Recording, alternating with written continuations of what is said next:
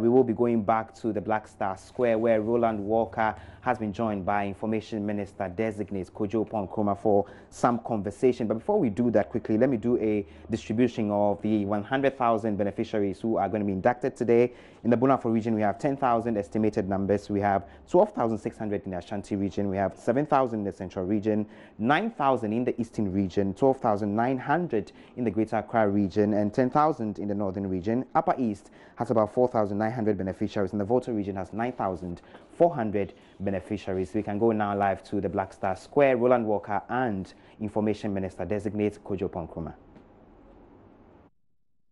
Live here at the Black Star Square it is, and it is the official inauguration of the new personnel for the Nation Builders Corps. 100,000 personnel recruited within the last few weeks, but more so giving adequate training. But who more to give us better perspective on how we've had a run-up to the current point where we're having the inauguration. Of course, the president will be here, but we have the Information Minister Designate Kojo Nkrumah. He's also a member of Parliament for Ofuansi Ayerebi. Kojo, good morning. Good morning. And a number of actions have been done so far since the recruitment. It includes training, right? Some basic orientation, but eventually when these 100,000 persons are deployed at their various posts, they will go through various elements of training. Because part of the work that this Nation Builders Corps program does is to train and build their skill set, which bridges the gap between the academic training that you have and then the practical skills that are required for the areas where you are being deployed. So some basic orientation, yes, but a lot more training, skills hands-on when they get into these various areas. Ideally, you're recruiting from various regions. Does it mean that everybody recruited for the various regions and the centers are from those designated regions? Yes, they are. They are. So the interviews of these 100,000 people took place at the district offices, and the recruitments were district-based. So 100,000 people, but you populate across the country and divide by the number of districts. Initially, it was supposed to be about 400 plus per district, but as the number of districts increased, then the per district number dropped, I think, to about 300 and something or so. Those are the numbers that you have, and the recruitments are district-based because they will be working within the district and serving the various public office roles within the district as they help to build our nation. But if they have to be deployed, it means that they'll be deployed from today. Is that the point, yes, or that's a deployment date? So after today, they'll report to their various district offices, and then they'll be designated to specific offices. Those in Agric or Feed Ghana are going to a specific unit within the Agric establishment at the district. Those in education are going to a specific area. Those in health are going to a specific area. Those in Revenue Ghana are going to a specific area. Digitize Ghana as well. Okay, so the training that was done was for specific needs and for the specific modules, is that it? The orientation that has been done so far generally provides you an entry into the program. Remember that these are people who were picked with their previous academic background in these specific areas already done.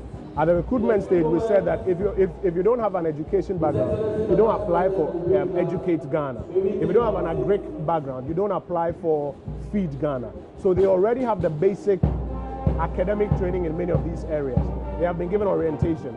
Now when they are designated or deployed in the various areas, they get hands-on skills that bridges the gap between what they studied and what is required on the field. Look, we've had extensive criticism about the numbers that are unemployed, especially within the working group of our population. Yeah. Are you worried about those extensive criticism based on what you see being a minister working with government and knowing that you're doing the good work? Not at all, not at all. First of all, this is a democracy we are running. We want a system of government or a system of governance where those who are governing get feedback from the people. Indeed, my job is to do two things, to tell the government story and to get feedback. And feedback helps us to improve on what we are doing. Millions of young Ghanaians are unemployed. We have spent the first 1.5 years improving on the fundamentals of our economy. If we didn't, we would not have found 600 million Ghana cedis to put these 100,000 people to work. So sometimes people say, but what is the value of the economic fundamentals? This is the value of the economic fundamentals. You have to clean that up. You have to build that resource base so that you can do this. But because of the sheer nature of the problem, if you have even 1 million young Ghanaians sitting home unemployed, and today you are putting 100,000 to job, you will have 900,000 at home saying, what about me? A good government is the one that says that I'm happy to hear 900,000 say, what about me? It means we recognize that this is a good beginning. We recognize that what we've done to improve the finances of the country is good. And what we now need to do is to continue improving domestic resources, creating more space so that we can onboard more people, both into the formal public sector and into programs like this, and also in the private sector opportunities, which is predominantly where we believe people should The 1 million you say, is it just a scenario, an example? It's just a scenario. Not the fact, No. so that we don't quote you. I mean, the data from the World Bank as of December 2016 says about 48% of Ghanaians between 15 and 24 were without jobs. Of course, at that time, basic education was designated to end at junior high school level, so you could count from 15. That is how dire the problem is. Other statistics tell you from ISEF, for example, only 10% of those who graduate from school get a job in the first year. For the majority, sometimes it takes up to 10 years. And when you speak to many of these young ones, they will tell you how long many of them have stayed at home. So we understand the audacity of the problem. But President Akufo-Addo is committed step by step, one day at a time, to tackle that problem. I saw some, whether it could be mischievous or perhaps some misconstruing of information, that the recruitment at the various regional and district centers were mainly party-based, true? No, not so. People applied online. You don't put a party designation online. And then they were invited to come for interviews. Over 130,000 people applied. We had about 100,000 people going through. And I think that it is not credible to make an argument of party, but when we've gone through this elaborate program to ensure that people are given an opportunity to be recruited regardless of their background. But this is just an ad hoc. It's supposed to be a buffer until we have the sectors of the economy that are supposed to create the jobs. Because you see, you have about 3 things you need to do. You have huge numbers of unemployed young people. You have gaps in the public sector that need to be filled. The employers are telling you that the employable skills also they find to be deficient. So you introduce an intervention like this that moves people from the unemployment bracket, puts them on a path or a program that helps them to build the skills, and then you get them into the formal world of work. Okay, but ultimately they are supposed to be wind of the program. And that'll be in 3 years. 3 years' time, there's an exit path, about 3 major pillars on the exit path. There are those who will get jobs in the formal organizations where they are working, and that's why we also encourage them to take their work seriously. We ask them to ensure that they attend to work and deliver, because they are being assessed and they become good prospects as and when we create more space to formally recruit in the public sectors.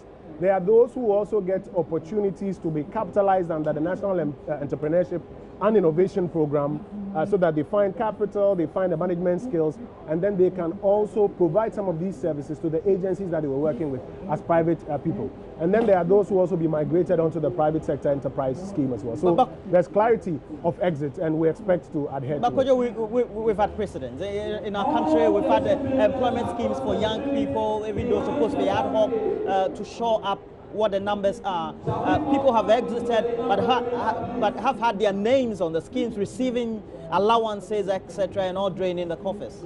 We've had precedent, but we've had change. You recall when President Akufo introduced the National Youth Employment Program, you did not hear that it had become literally a funnel for all sorts of activities.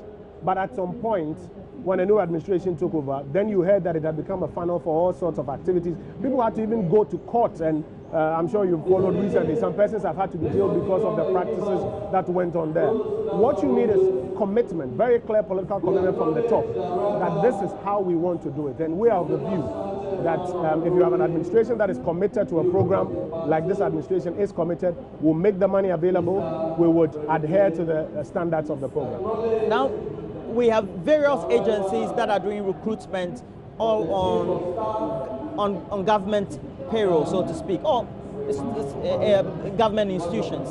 Is there coordination?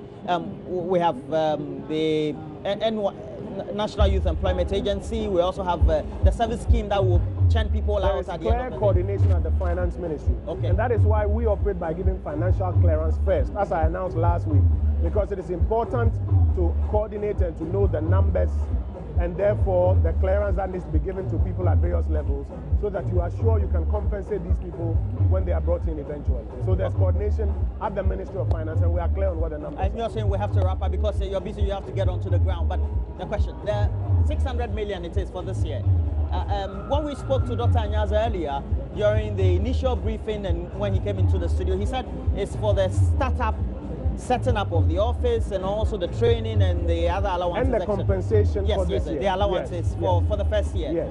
So second year, how many are we targeting? The 2019 budget is coming up. What will be the budget? The 2019 budget is coming up. Cabinet is going to sit and receive the budget proposal from the Finance Ministry and interrogate those numbers, give the necessary caps, and then it will be presented to Parliament. I won't take the wind out of the sail of the Finance Minister. They will announce to us in due course. I don't get you. You say we don't know the program and their managers don't know the budget for the next... We do. But governance goes through a process. The finance minister has received the proposals. He has to present it to cabinet. Cabinet has to approve, looking at all the other pictures of various things that need to be done in the country, and then it will be presented to Parliament. It would not be appropriate of me sitting here on television to throw those numbers at you until we are done with the process. I agree with you on that one, but it's likely to exceed the 600 million. Let's wait for the finance minister. Kojo Nkrumah, thank you very much. Thank you. Kojo Nkrumah is the Information Minister designate, but also the Member of Parliament for Fuasia Yorubi. But again, we're live here. It's the official inauguration of just around 100,000 personnel of the Nation Builders Corps. It's happening live at the Black Star Square. It used to be called the Independence Square, for those of you who don't know, but please make sure that you get interactive with us. Facebook, JoyNews on TV. We also have a Twitter handle. You can also watch us live on Multi-TV World, but also on My Joy Online TV, which is our official channel. We're doing so many things on the grounds. We're interviewing the personnel. We're also speaking to various leaders, but as of now, officials have started trickling in more so. We're having more people come in here, and many of them personnel of the Nation Builders Corps, numbering just around 100,000. They have a secretariat. The secretariat is run from the presidency or the office of the vice president. Dr. Anyaz is leading that secretariat. We'll try as much as possible speak to more of the personnel, just like Mamabi Osuabwaje has done. And then at the end of the day, we'll have more things to do right here. But as far as we're concerned, you can get interactive. Facebook, JoyNews on TV. And then also, we want to know what you think about many of the things you're watching, what you think about the program. Go onto our Facebook page. Let us hear from you. Let us read from you. But well, right now, we'll have many people coming to come speak to us, so that we are able to speak to others as far as we're concerned on many other issues. But right now, we have to speak to others as far as we're concerned on many of the issues, so that we also get to know. Please get interactive. Facebook, JoyNews on TV, so that we are in a position to know what you think about the Nation Builders Corps. But as far as we're concerned, this is the number of modules we have. We have 7 modules, and they are Civic Ghana, Revenue Ghana. We also have Educate Ghana, Enterprise Ghana, and then we have Digitize Ghana, Heal Ghana, and Feed Ghana. Live from the Black Star Square here in Accra, we're having the official inauguration of the Nation Builders Corps. Around 100,000 personnel who are graduating, 100,000 personnel. And it's been dubbed Putting Our Country Back to Work. And it's a colorful display of white. Yeah, white is colorful, is it not?